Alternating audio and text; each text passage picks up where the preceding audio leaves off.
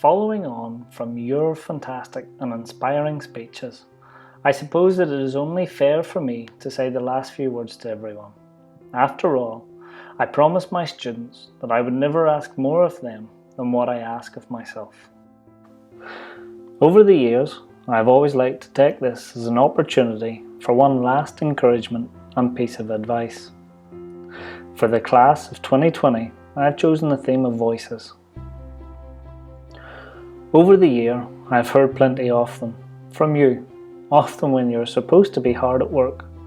I thought maybe, to some of you, it may appear that you were always being told to be quiet and not to speak.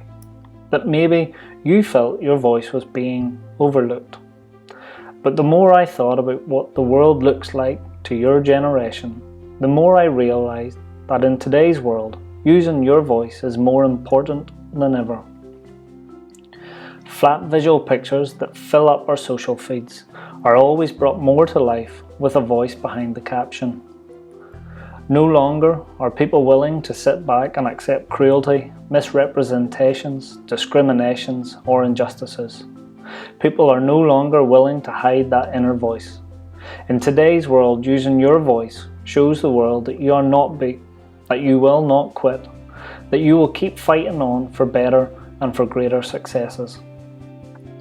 I encourage you not to be the one who sits in silence, worried about how their answer might be judged by others. Speak out, provide your answer, ask your question. You'll most likely be voicing what others are thinking. As you enter the next stage of your learning journey, you will come across many new voices trying to influence and encourage you, some positive and some negative. Voices of your new teachers who are trying to support you. Voices of your new friends who are trying to understand you. How will you use your voice? I believe in this school and you as a group that through your education, you know where you have been and to where you want to go. You know how to honour your strengths, accept your weaknesses, and to always set the targets that mean something to you and not to others around you. You have the education to understand the relationships where you can be the best version of yourself, yet aware of the relationships which change you from being your true self. I know at 12 years of age, the real big decisions are still a few years away, but I compare it to a high jumper at the Olympics. As they make the long curving run towards the pole, they have set their target as high as possible. But it's not the big steps just before the jump that determine his or her success, but the tiny steps at the beginning of the curve, because they are what give them the momentum to succeed.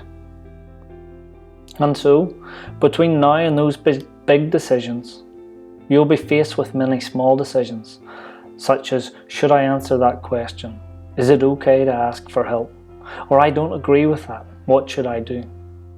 It is these small decisions that will determine how you approach the big ones, just like the Olympic high jumper approaching their jump. So trust in yourself and your education and set your target high.